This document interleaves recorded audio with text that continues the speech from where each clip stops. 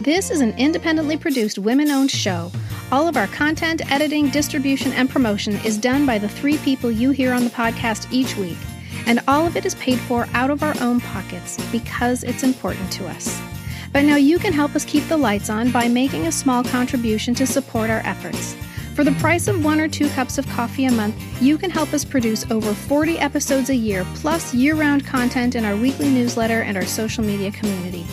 And remember how your mom got a free VHS tape of Peter, Paul, and Mary when she became a supporter of PBS? You too will get special thank you gifts when you support the PCPS. From blooper reels and after the episode discussions to raw, uncut video footage of our recording sessions. We appreciate your support and we want to show it by sending these perks your way. You can become a supporter by going to poppreservationists.com and clicking on the Patreon link. Or go to our link in bio on Instagram and find the Patreon link in our link tree. And thank you from the bottom of our bell-bottomed hearts. There is no filler. It's all killer, as they say. All killer and no filler. It's so true. You've got like Hungry Like the Wolf and Rio are such bops. You cannot hear those songs. I always say you can't hear those songs without like, doing the air drums at the beginning when you're driving. Hello world is a song that we're singing. Come on, get happy. A whole lot of loving is what we'll be bringing. We'll make you happy. Welcome to the Pop Culture Preservation Society, the podcast for people born in the big wheel generation who can still feel the pain of the staple sinking under their fingernail when they're tediously removing the centerfold from Tiger Beat. We believe our Gen X childhoods gave us unforgettable songs, stories, characters, and images. And if we don't talk about them, they'll disappear, like Marshall, Will, and Holly on a routine expedition. And today, we're saving our generation's Fab Five in an intimate conversation between two devotees of Duran Duran. I'm Carolyn. I'm Kristen. And I'm Michelle. And we are your pop culture preservationists. Today's conversation is one I've been waiting to have for like 42 years. I was so excited when you guys finally agreed to have it with me this season. And then you decided not to have it with me. Well, things are just working out the way they're supposed to. And I want to make it clear, I am a fan of Duran Duran. Mm-hmm. I do love Duran Duran, but I wasn't in love with them. That's different, right? That's a totally different thing. Mm-hmm. And part of the reason I believe, if I look at my timeline, is because when Duran Duran became popular, that was when I was old enough to have my own boyfriend. Oh, and sure. So once you have your own boyfriend, you kind of retire your celebrity crushes a little bit. Mm-hmm. You're moving on to another place. And so when an opportunity landed in our laps to maybe bow out of this episode, I took advantage because, and as you guys know, my time might be spoken for right now. Like I'm having trouble forming sentences because there's just my calendar's color coded. There's a lot going on because I don't know if you've heard, but I have a book coming out in July. I don't know if you've heard that or not. I know. I've been keeping kind of quiet about it. I haven't said much, but I can't wait to hear about it. That's amazing, Kristen. Yeah, I'll tell you all about it later. I can't wait. Well, to say that Michelle is a Duran Duran fan might be the biggest understatement that I could make. She is passionate with a capital P about this band and its impact on her. And while I enjoyed their radio hits enough, and I remember a few of those music videos where they're like, I think crawling around in a jungle and another where they're on some kind of a sailboat and then they're walking along a beach and these women are getting paint dumped all over them. Why is your face, listeners, her face is like in a scowl as she's really saying that. Like with disdain. I feel like hurt to my core right now. She's like scowling going, I don't know, they're crawling around. You say it with enthusiasm. It is. Yes. Hence the reason that my fervor would never match yours or my lack of fervor. There's no way. There's no way. The most unbalanced episode ever. Exactly. So needless to say, we're kind of excited that we maybe didn't have to have it. Yeah, you guys, I'll admit, I'm not angry about this at all. At all. it is all good, you guys, because we have someone even better than us for you to have your Duran Duran Love Fest with. Jake Rudh is both a Minneapolis club DJ and the host of Transmission, a radio program on The Current, which is our indie music station here in the Twin Cities that you can stream from wherever you are. It's on Thursday nights at 10 p.m. Every week on Transmission, Jake features a different retro theme for the music that he's going to play. You can also find him on Twitch every Friday night. Ask your children what that is. And he is spinning all 80s tunes, often with a theme, and videos. Mm-hmm. When you see him on Twitch, you get to watch the videos at the same thing. He's been voted the best club DJ in the Twin Cities for 10 years straight, and he's like Twin Cities music royalty, basically. And I am so happy that Jake stepped in, because if I would have had to talk about Duran Duran for like an hour, I'm quite sure Michelle would have kicked me out of this group. It's entirely possible, Carolyn, because listeners, do you remember in our 1983 episode, Carolyn's like, if you ask me like what songs Duran Duran sings, I might go, there's that Hungry is like a wolf one or something like that. Is that the jungle video? Yeah, the jungle crawling one. on the jungle floor. Yeah. But yes, I was thrilled to learn that Jake was up for this. And you guys, we had such a great time chatting and obsessing all about our favorite band. And I know our Duranie listeners will love this conversation. How excited are the two of you right now to just listen to it? Thrilled. Excited. Thrilled. Thank you, Jake Rudh. Please, please tell me now. Please, please tell me now. Please, please tell me now. Please, please tell me now.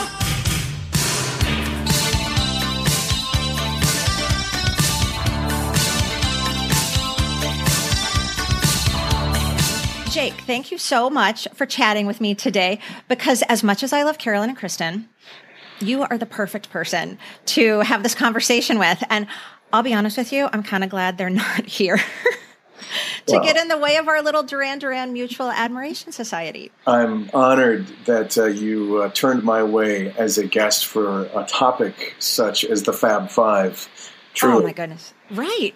And so I'll tell everybody kind of how this came to be. So you and I discovered that we had a shared respect and slight, I'm not going to say obsession, let's call it admiration. No, you can go there. You can go there. All right. Yeah. All right, it's fine. Okay. Obsession with Duran Duran back when you were on the podcast talking with us about yacht rock about a year ago. Mm-hmm. And we also discovered that we were both set to attend Duran Duran's Twin Cities concert last August. For me, it would be only the second time to see them. The first was February 3rd, 1984 in Seattle, Washington, which was my first ever concert, which is a fun coincidence because you were set to bring your, I believe, 7-year-old daughter to her very first concert. Is that right? That is correct. Last year, unfortunately, it got stormed out. As you know, you were there as well. I was there, and I was just going to say, could you please tell everyone the tragic story of what happened? Because even though it's been 9 months, it's just still too fresh for me. Well, I mean, it was an outdoor amphitheater show, and it's summertime. It's risky, right? There's always that chance, but I feel there should always be a backup plan, because people literally flew in from all over. That was the tour kickoff. So Duranies, countries. Duranies were flocking in from everywhere for this, let alone just the local folks like us who were super psyched. And yes, for me, it would have been my first shared concert with my then 7-year-old daughter, which it would have been the perfect gig because Duran Duran has always been, quote, my band, right? I mean, they've been my favorite band since basically I was her age. And it's a band that I've always stuck alongside to, even, and maybe we'll start talking about this down the road here in the interview. But when it wasn't cool to like Duran Duran, we are going to talk about that, as like a dude, and which is lame because I always stood by them. Being in the music industry, working at record stores, and all of that jazz. It was like, hey, the machismo, especially during the grunge years, right? Right. I'm like, no, bring on my pop music and bring on some guy liner. I am all about that. Yeah. And I've always been about that. Well, so let's go back a little bit before that. So one of the most important parts of all our conversations here is taking whatever it is we're talking about and connecting it to our younger selves, because that's where we find so much meaning. I want to know, when Duran Duran first came into little Jake's radar, like, who were you? How old were you? What were you like? What was it that drew you to Duran Duran? Yeah, it's 3 letters, MTV, right? Just as it was for so many folks our age who were introduced to all of these great British bands from across the pond. Because a lot of U.S. bands and artists didn't have music videos in 1981, 82, when MTV was just getting off the ground and started. But the UK had shows like Top of the Pops, where they showcased and played music videos. So, the record label execs were like, hey, we've got this great artist, and they come fully stocked with videos. And maybe the folks at MTV were like, all right, as long as they don't swear or what have you, let's throw them on. So Duran Duran were one of those second wave British invasion. And once folks saw what they looked like, and they saw as great as they looked, and they sounded just as great as they sounded, those two combined was the perfect storm. Oh, right. And they kind of led the pack. I mean, there were amazing bands at that time: A Flock of Seagulls, Culture Club, ABC, The Fix. It goes on and on. Yeah, don't forget Wham. And Wham, of course, as well. Yeah, but there was always something about Duran Duran that was just a little bit above the pack. I know, right? I think so too. And earlier this year, we did an episode about the music of 1983. And we talked a lot about that second British invasion, which, of course, like you just said, brought us Duran Duran and all those other great bands. So let's talk about that year, 1983, and how the Duran Duran hysteria began, really with Rio, which was actually their second album, and one that many critics and experts actually call their very best and their most defining album, because Rio, and I think, a lot of our listeners, I'm sure, know this like you and I do, that's when they really exploded. And it was due to MTV, which we can also talk about, but they had an album before Rio, but it was Rio was the first one that really made them known to us. Right. It exposed them to a much wider audience. I think that they may have first broke in Australia. I don't know the background there, but I know that Australians really love their Duran Duran, and that happened a year or two before, it blew up in the States here. Yeah. It was MTV, like we said, and in 83, that's when they were hitting on all cylinders. For sure.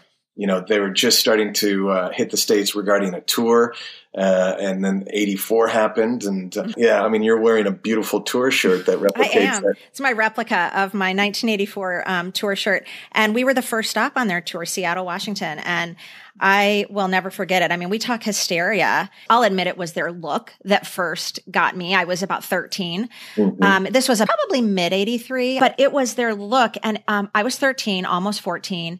I was a hopeless romantic who had never had a boyfriend, right? So this was the whole live in a fantasy world because you don't have a reality situation. And these were men, and these were British men. And not only did they look different than what we had been seeing, right? With the kind of the spiky hair, like you said, the eyeliner. Oh, do you remember at first when they wore the headbands? They wore like the tied headbands, almost like the Let's Get Physical type tied. I was just going to say the new romantics met the hopeless romantic. There you go. Yeah. That's it, right? Yeah. I mean, I was all in, and a lot of their early videos from their first album, they are just performance videos.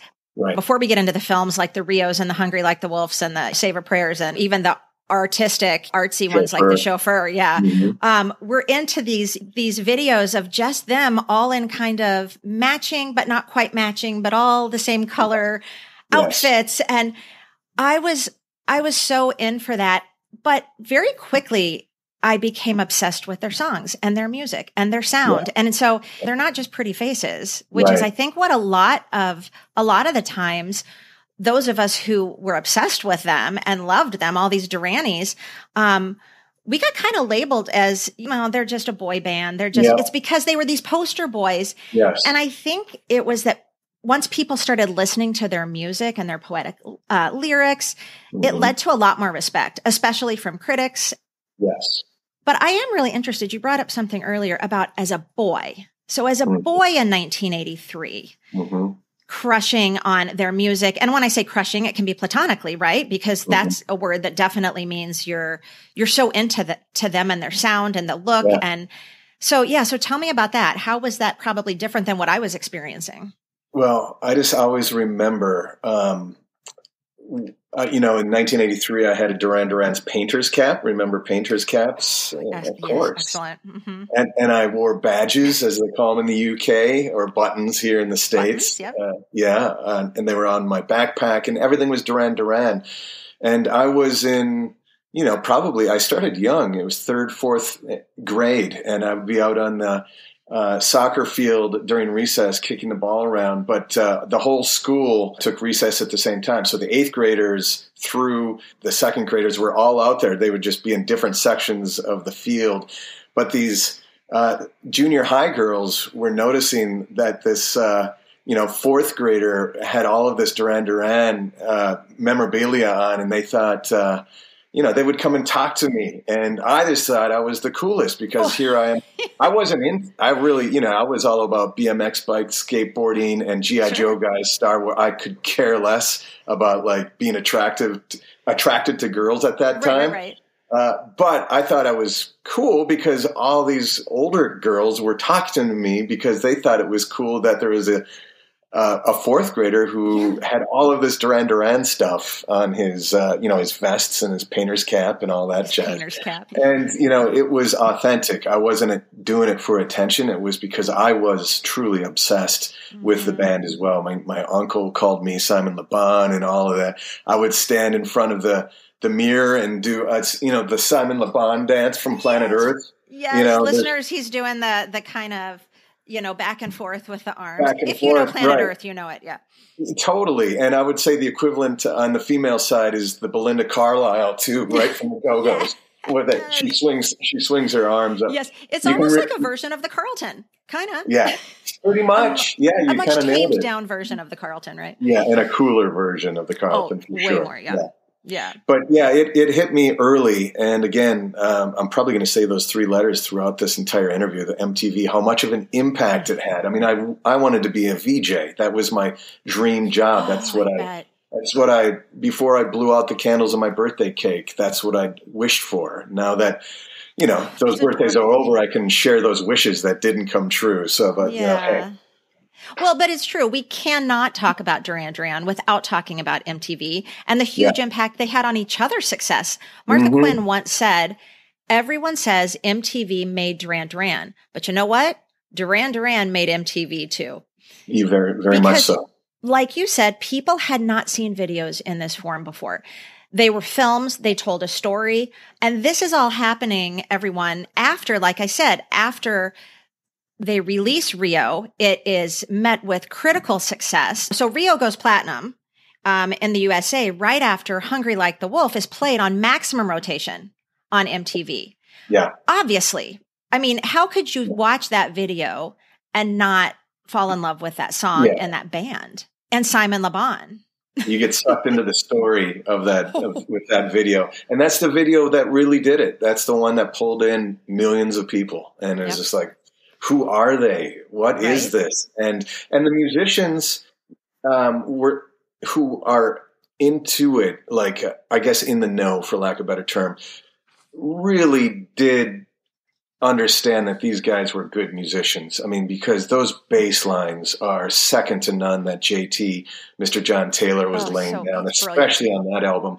And of course, he is just picking him off of bass lines from Chic, one of his favorite bands from the 70s, the disco band.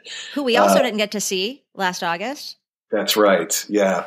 But they're coming around again, aren't they? Mm-hmm. They are. Yeah. I'm going. Are you going? I am out of town. It stings big time, but it is what it is. I shouldn't tell you where I get to see them. My makeup concert, we're moving to Denver this summer.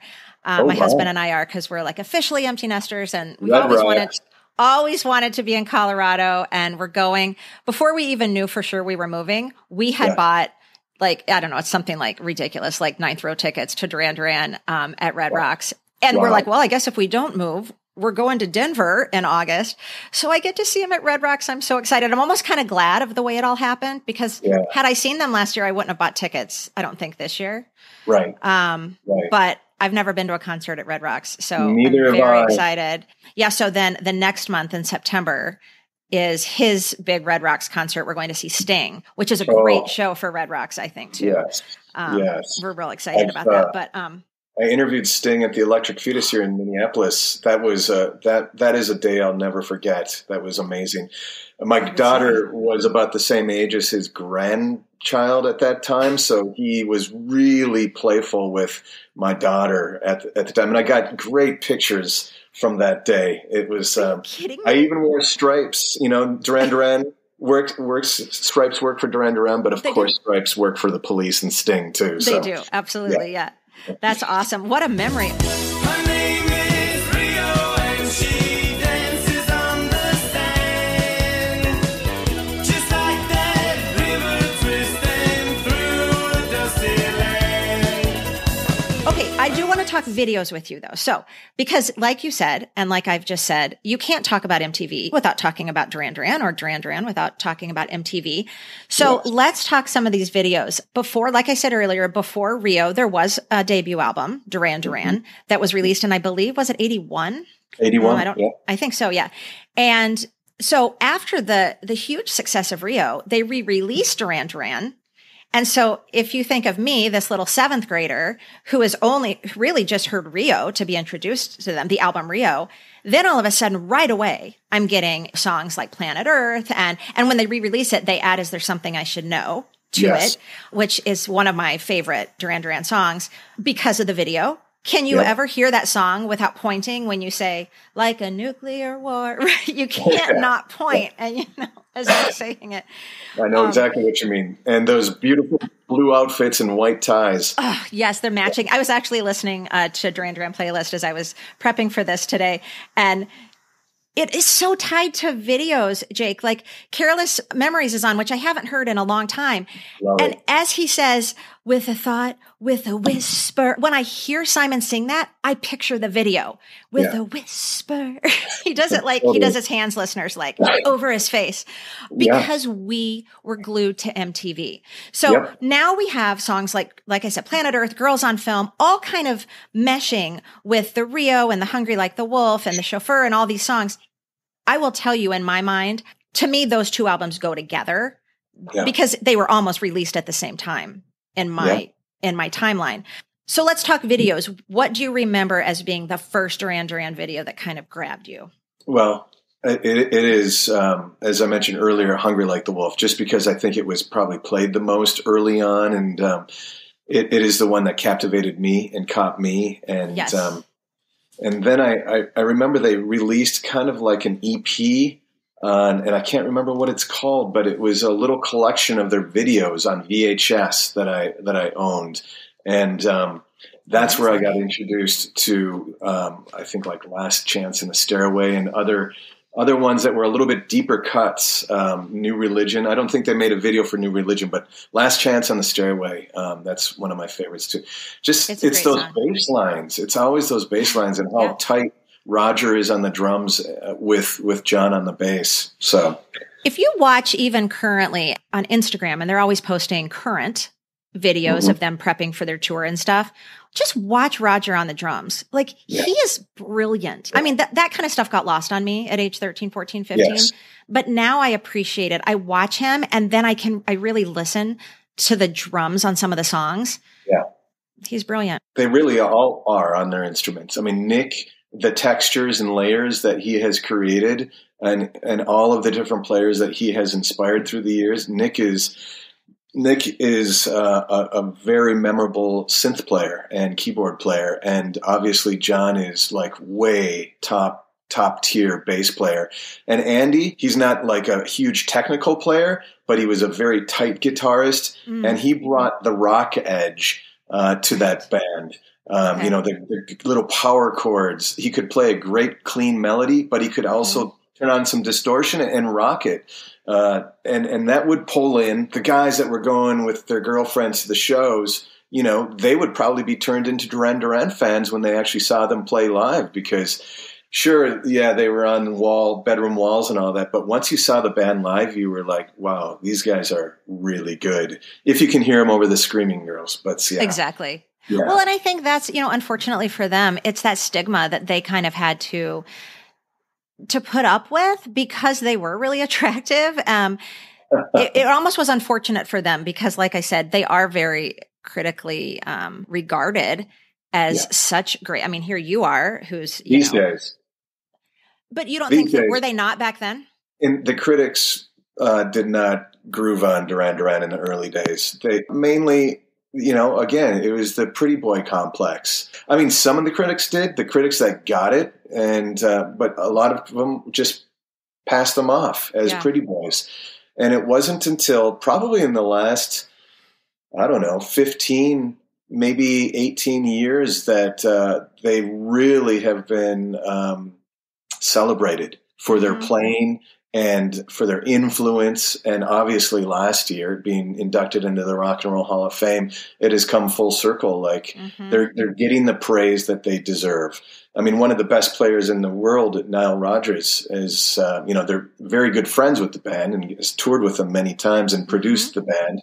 But he's one of the greatest guitarists in the world, and he's always championed Duran Duran, and obviously for a reason, because he knows that Duran Duran were fantastic artists and musicians and still are today. Right. And that's why you get like Mark Ronson, one of the hottest producers today that loves working with Duran Duran and has worked with them on their last 2 records. And in their 60s, right? Like, that's crazy. The longevity is, I think, very telling with them. Yeah. Well, back up for just a minute. Correct me if I'm wrong, too. Weren't you at that induction?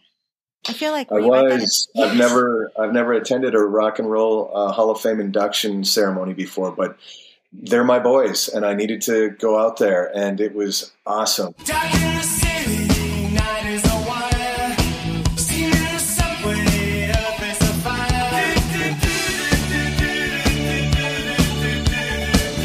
Okay, so we've talked about Hungry Like the Wolf. We both love that. I've said before, I'll say it again because you can't say it enough. When I was little, and still to this day when I see it, I want to be the little boy who's squeezing the water sponge into Simon Le Bon's mouth in the Hungry Like the Wolf video. Rio, what a bop, right? What a crazy fun video that is. Yeah, it is. And again, to bring up John Taylor, I don't know if you've checked out the isolated bass lines. If you look up on YouTube, John Taylor, Rio bass line, it's just all of the music taken out except John's part. And that's when your head explodes because you actually hear what John is playing on that song. Is that something that you can find online, like on YouTube or something? On YouTube, okay, I'm going to put that, listeners, I'm going to put that in the Weekly Reader this week because that sounds like something super cool to get to hear. We talked about it just a minute ago, but you can't talk their videos without talking how, like, almost that art house type style of The Chauffeur is.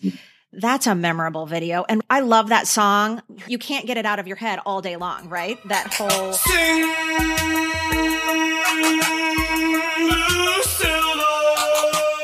Yeah, those dark, moody Duran Duran tunes, those are my favorite Duran songs. And that's Simon and his writing. And Nick, too, with the layered synth lines.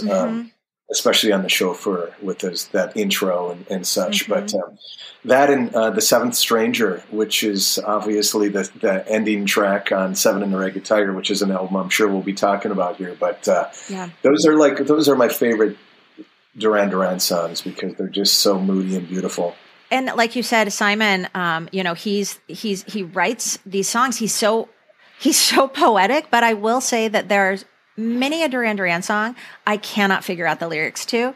And even if it's like you're listening to it and you think, well, I'm just singing a misheard lyric, if you look it up, you're like, nope, you are correct. That is what you are really hearing. Yeah. But, The Chauffeur is so beautiful. The song is so haunting and so beautiful. But back to that video for just a minute, it is beautifully shot, right? Yes, it is. It's a video that I think was heavily edited for MTV because there's, topless women in it, but it's beautiful. It's not obscene at all. It's tastefully done. It's very tastefully done. And I feel like, I wonder how old we were when we were first able to actually see that uncut video, because it couldn't have been. I mean, think about like Girls on Film. That was heavily edited for MTV. That was made to show at the clubs. That whole video was not made to show on MTV. So they had to edit it like crazy. And even edited, we thought it was super naughty. I remember I was at my buddy Rich. That's funny. He's a big drummer from the big band era. Anyway, my friend Rich's home. We were watching that VHS of Duran Duran's videos, and I remember Girls on Film was on, and his dad walked in. He's like, get this, he pulled this trash off, and he hid the video somewhere in the house. But, we felt like rebels. I'm sure most listeners listening know the uncut video, like the unedited version of Girls on Film. Not quite as tastefully done as Chauffeur, right? We've got some mud wrestling women. Yeah, a little raunchy at segments with they're straddling a pole and the mud wrestling and all that jazz. Yeah, they actually had versions of their songs called the night version, didn't they? That were to be played at the clubs. So they're way longer. They're way more maybe involved, more instrumental. And so just like those versions of their songs, they had night versions of their videos. So if you want to see these, listeners, you can, I think, search night version of their songs and of their videos too. All of the videos from the Rio album, though, that were shot in Sri Lanka and Antigua, I believe it was. I think it was Antigua. Yeah, are so beautifully done, I think. Save a Prayer is... They're in that temple at the end. And I mean, Save a Prayer for me, it's all about, some people call it a one night stand, but we can call it paradise, because I was in love with Simon Le Bon. So as a 14-year-old girl hearing him sing that, your insides turn to liquid, basically. Yeah. And then watching the video of it, and he's just sort of on this chaise lounge in this white suit. They knew what they were doing with those videos, let's just say. But he's dancing with another woman with the window and the window dressing. And so does that take the allure away from all of you? I don't know. Well, I wanted to be the woman in the red dress. That's all. I would happily be the woman in the red dress. Right. But I think he said too in an interview that this wasn't like a romantic song at all. It wasn't supposed to be. And I just think, well, then you failed, because to all of us 14-year-olds in 1983, that's what it was.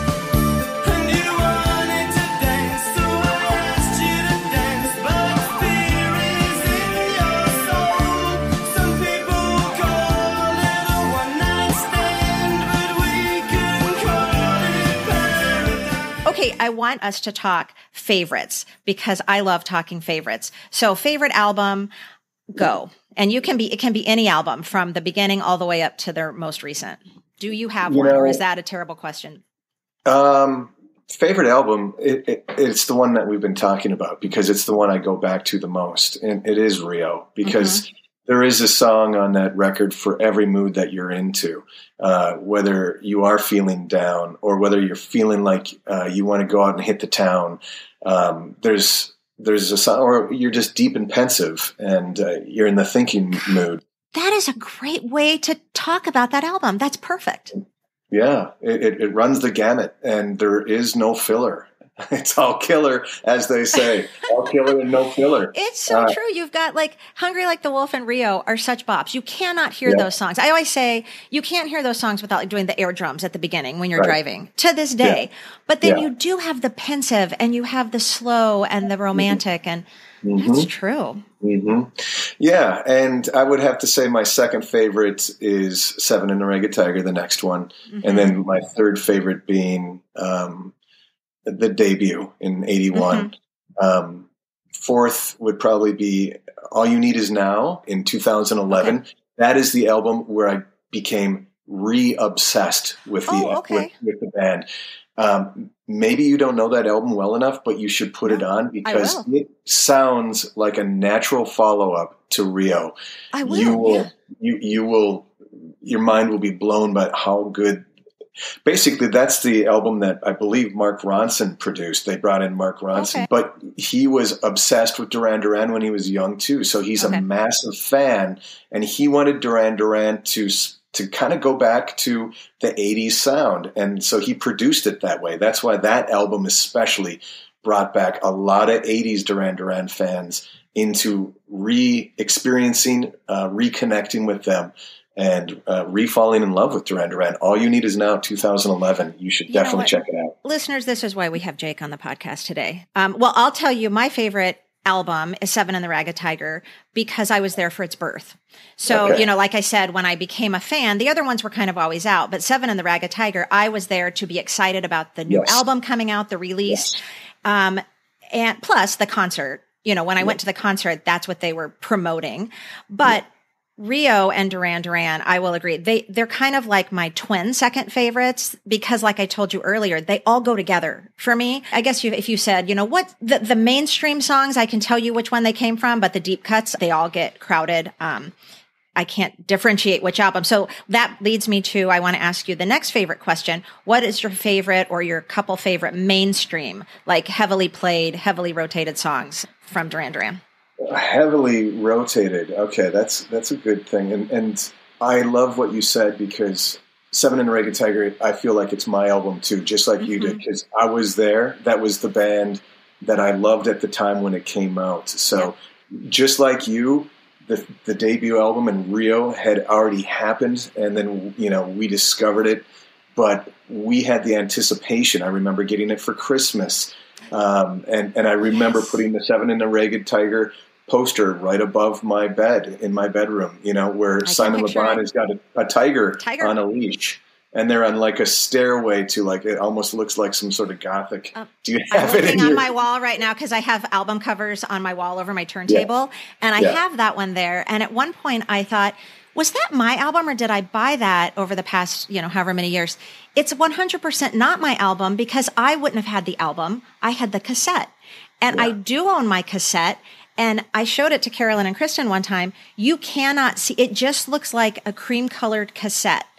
All of the words of the songs have been rubbed off from how many times I grabbed it, put it, turned it over.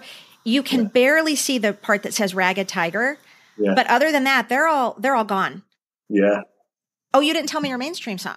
Mainstream ones, probably OG Duran Duran songs. So like Planet Earth, that's the song that really I loved dancing to. Right when I turned 21, going out dancing.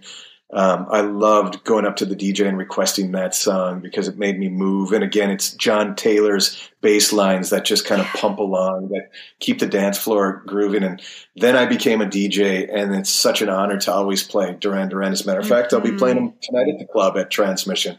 Oh, so, that's amazing. It's going to be a Cure heavy night tonight because they're playing St. Paul tomorrow night. But I make sure I play Duran Duran each and every transmission. For me, Cure is college. Cure is Cure and like New Order. That's all very college for me. So my favorite mainstream Duran Duran song, hands down, is The Reflex. And it has a lot to do with the ta-na-na-nas. Ta-na-na. It has more than anything to do with my concert memory. And if you've ever watched the official music video of The Reflex, it was shot at that concert, not the one I was at, but at that tour. So what you see, and when Simon runs forward and they all three jump after before he starts singing, "You've gone too far this time," they all run and they jump. And I witnessed that, and I will never forget how that felt. I was screaming. I was crying. I love to watch that video because thank God for YouTube, right? God bless YouTube, because if you had told me at age 14, you're going to get to go back one day and rewatch this anytime you want, my mind would have been blown. And I'll tell you, I do watch it, not that often, but sometimes you need those chills again. So I love The Reflex so much. I've built my career on nostalgia. I'm all about that. So, I know the exact moment you're talking about in that video, and it's hard not to watch The Reflex and see those guys jump out, close up with those camera angles and not get goosebumps. It's like, bring it on. Let's do this, boys. I love it. I love it. And that's Nile Rodgers produced too. So, is it really? Yeah, he's the guy that really added some magic to it, for sure. Yeah, with the wave. Simon Le Bon was recently on a podcast I was listening to, and he said it's so funny now to watch that video because at the time they thought that wave coming out of the screen was like next level, like one of the coolest things they've done, you could do in a video. And it was actually really cool. And then remember, they made all the people kind of look at it, and then they all look like they're wet. They're throwing buckets of water on the audience. You just could tell, Probably so. And now it looks beyond cheesy, of course, with the graphics. Right. But at the time, it was wow. Yeah. I know. I don't know. It still works for me, I'll say. It's still, that whole video works for me. I love it. Yeah. Okay, let's go deep cuts. Do you have 2 or 3 favorite deep cuts you want to share? Well, deeper cuts off of our, one of our favorite albums. Top 3, maybe, yeah. So like Shadows on Your Side is a great tune. That's a good one. God. Tiger is a beautiful instrumental. That's how the concert started. Yeah, totally. Off the first album, I found myself listening to Is There Anyone Out There? Go back and re-listen to that one again. I have it on my list. It's on my list. There it is. Yeah. John Taylor's bass in that. That's so good. It's such a great song, isn't it? Okay, I'm going to give you one. How much do you love this song from Seven and the Ragged Tiger? I'm not even going to tell you the title. Show me secret and tell me name. Catch me with your busy smile. I'll Take the Dice is such a fun song. It's such a great song to sing along. I mean, with a lyric like Catch Me With Your Fizzy Smile, how can you not love that? Right? I hear you. Yeah. You especially since you love The Chauffeur, I talked about the All You Need Is Now album. You need to, as soon as we hang up from this interview, look up The Man Who Stole a Leopard. The Man Who Stole a Leopard, because it took the blueprints of The Chauffeur and just updated it. You'll absolutely love it. And I just think you're going to love that 2011 album. Okay, I will. And I'm sure we have listeners right now that are shouting in agreement with you going, yes, I love that album too. So thank you. That's amazing. Okay, I also love from Rio, another one of mine is My Own Way. I think that's probably my favorite track on that album. That's probably again, it's the bass line. Thank you, JT. Yeah. I hope you get to meet him one day. What's that? I said, I hope you get to meet him one day. No, I hope you do. I have. I've met him 3 times. I've met the band 3 times. Wait. Way to bury the lead, Jake. Oh, yeah. Tell us. Well, what? Yeah. Actually, I've met him twice, not 3 times. I've seen him 3 times. I've met him twice. The last 2 times they played.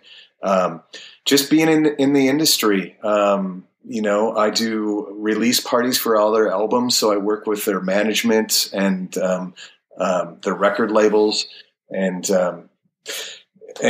just people at the venue. It's just kind of being in music for over 30 years. You make connections and they know that you're not going to be some weird obsessive fan that's going to go crazy backstage on them. Yes. I try to keep my cool. I also interviewed John Taylor for the release of his autobiography. You should Google that. I do sound nervous, but if you want to Google just Jake Rudh and John Taylor interview, you'll find it for probably about whenever his autobiography came out. Oh, that's going on the Weekly Reader this week too. That's amazing. Yeah, that's our newsletter. That's our email newsletter. I do feel quite nervous, and I feel like I come across quite nervous, but I'm talking to my bass hero. You are?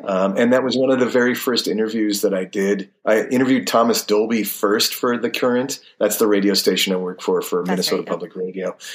And then soon after was John Taylor. And I've been able to interview a lot of my heroes. Brian Ferry, which is one of John Taylor's biggest influences. But Brian Ferry, Chrissie Hynde, Sparks, Sting, a lot of great. That's insane.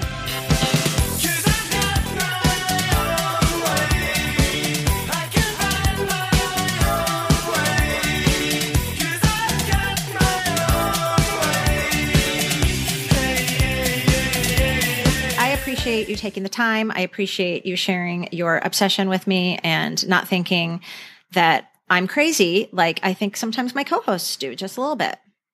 And, Michelle, before we depart, it is usually I, as a radio DJ, do a lot of interviews. So I'm humbled and honored to be, interviewed by you again. But I need to ask a couple questions to a fellow Duranie too. Okay. So by the way you were steering conversation and the way you talked about him, I think I know what the answer will be. But I mean, who's your favorite Duran? Simon Le Bon. Of course it is. And here's the reason. Yeah. The reason why is because when we were in seventh grade and they first came onto our radar, my friend group, we all had to pick one to be like our husband, right? Like we each had to sort of claim one. And I think I was drawn to John Taylor first, just because I've always been drawn to brunettes. But my friend Lisa got John Taylor before I could. So then I was Simon Le Bon. So we had this sort of, we were still only seventh grade girls. So as grown up, as we like to think we were, crushing on these older men, we still sort of had this fun little, we were Duran Duran wives. We played, we would write notes in class to each other about oh, do you want to come over for dinner? Because the boys are on tour and, whatever. And would sign up Michelle Le Bon or it was, we joked that it was fan fiction, fantasy fiction before. So because I was assigned kind of Simon Le Bon, I went all in. I was, and still to this day, I think they all have aged wonderfully. I can still honor that 13, 14-year-old girl who cried. Sure. My wall was plastered in Duran Duran posters. Yeah. But I'm not that same person now. I can go to the concert. Will I cry when they come on stage? Maybe. But that's just because I'm going to have so much emotion at who I was and who I am now. I don't crush on him now at all. Right. But when I see a picture of Simon Le Bon from 1983, I still get goosebumps. Oh, right on. Yeah. Did you have a favorite? I think I probably wanted to be Simon Le Bon, especially when my uncle used to call me that. And, when I'm out on recess and the older girls were all they would call me Simon. So I think there was something, to that. And then when I was old enough to hit the nightclubs, I was dancing like Simon. So probably Simon Le Bon. Okay. So it's all right. But equally these days, I love them all equally. And I just love that they're still with us. And it's huge. So many of these bands are still with us. I just got back from Los Angeles from the Cruel World Festival. I don't know if you know what that was, but Billy Idol, the Human League. Actually, the Human League will be in Cancun with us again this Oh, you're November. Kidding. I really love the Human League. They were the first second British invasion band. But yeah, Cruel World had Iggy Pop and Susie Sue. And between the last one, your listeners will, if they're not familiar with what Cruel World Festival is, I swear these guys owe me money because I promote it like nothing else. And it sells out. The last one was last year, the first one. And this last one just happened a couple weeks ago. But it's basically classic alternative bands, and it's a festival of them. So it's Susie Sue of Susie and the Banshees. It's Iggy Pop. It's Berlin. It is Missing Persons, Billy Idol, Human League, Echo and the Bunnymen, The Vapors, Modern English. All of these artists, and they're all on the same day. It's a dream. And really cool, how was Billy Idol aged? I'm not sure. Great. He just played awesome. St. Paul about 3 weeks ago. Okay, good. That's good to hear. He still brings it. All right. Yeah, he's very cool, and his original guitarist Steve Stevens is with him. He's the one who wrote all those great songs: Eyes Without a Face, Flesh for Fantasy, White Wedding, and they still sound fantastic today. That's what's great about these artists. They're in their early 60s. But they've preserved themselves well. They take care of themselves, It's called whiskey. They probably don't. They don't hit the bottle, and they probably hopefully kick smoking. All of that jazz. So they're taking care of themselves, and we're happy for that. So yeah. It is true. It's nostalgia reigns right now with our generation, and it's for an important reason. It's a nice day for a white wedding.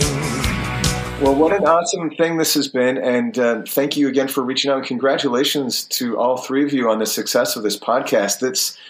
If my life wasn't so busy, it's almost weekly that someone says, you need to have a podcast. Bring on these artists that you and I were just talking about and interview them and just talk to them like you do to artists. Well, you would be amazing at it. And you need to promise me this. I told you that if we ever get Martha Quinn, I've noted that you need to be a guest. If you ever do this, Jake, and you get Simon Le Bon, I'm going to expect that favor returned. Okay. Yes. No problem.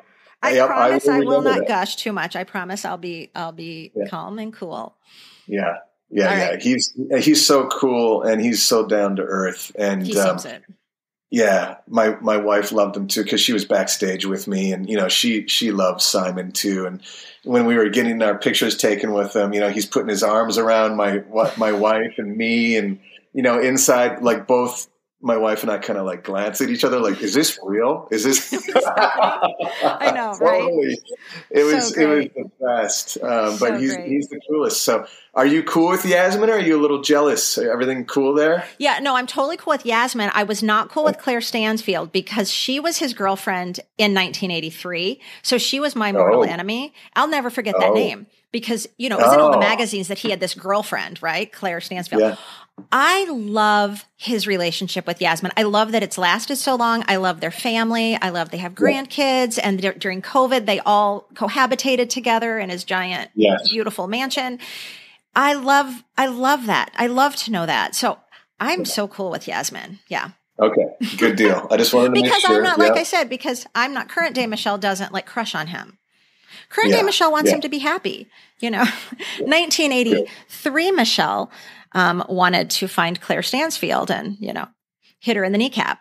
Oh my goodness, Jake, this has been so much fun. Thank you. And there's a lot we didn't cover, There's so much we didn't cover, but you know what? Listeners, part 2. Maybe that'll come in a couple seasons. Would you be willing, Jake, to come do part 2? You throw 2 Duranies in a room together, and an hour seems like 5 minutes. I know. That almost seems like the setup to a bad joke. What do you get when you throw 2 Duranies in a room? But this exceeded my wildest expectations. I loved having this conversation.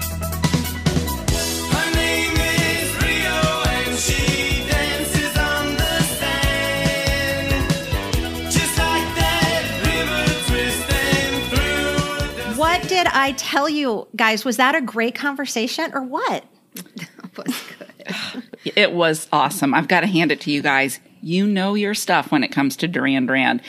And now I am just so grateful and super glad that I didn't have to be a part of that conversation, because here's the deal. I would have either been silent, or I would have said something really stupid that may or may not have had you getting a little frustrated or mad at me. You guys could have kept going for hours. And actually, I would have kept listening, because like I said, I do like Duran Duran. Yeah. I generally do. But that was a really great conversation that I didn't have to have. And I love that little Jake wore a painter's cap to school with Duran Duran buttons on it. Isn't that so, like, tell us you're a Gen Xer without telling us you're a Gen Xer? Yes. Just a picture of you in a painter's cap. A painter's cap. I loved it. Yeah, I had such a blast doing this episode with Jake. And you guys heard it here first. If he ever talks to Simon again, or gets him on that, maybe his future podcast, I get to be there. He doesn't know that we have a lot of people listening right now who are going to hold him to that, right? Mm-hmm. Yeah. So thank you again to Jake Rudh. And all of you listening, thank you so much for your support and for leaving a star rating or review where you listen. That helps others like you, and maybe Simon Le Bon, find our podcast. Today's episode was brought to you by our supporters on Patreon. Whether you are a superstar, a solid gold, or a bicentennial member, our Patreon supporters are the only income stream we have at the PCPS. They pay our expenses so we can afford to do this full time. Without them, this show would literally cease to exist. This week, we are giving a special shout out to patrons Kara, Allison, Liz, Marilyn, Kevin, B, Kristen, and Aaron. And if you haven't already subscribed to our email newsletter, The Weekly Reader, what are you waiting for? Because each Friday, this delightful piece of journalism lands in your inbox, and the quick read is full of all sorts of fun stuff, like things the three of us are listening to or reading or watching.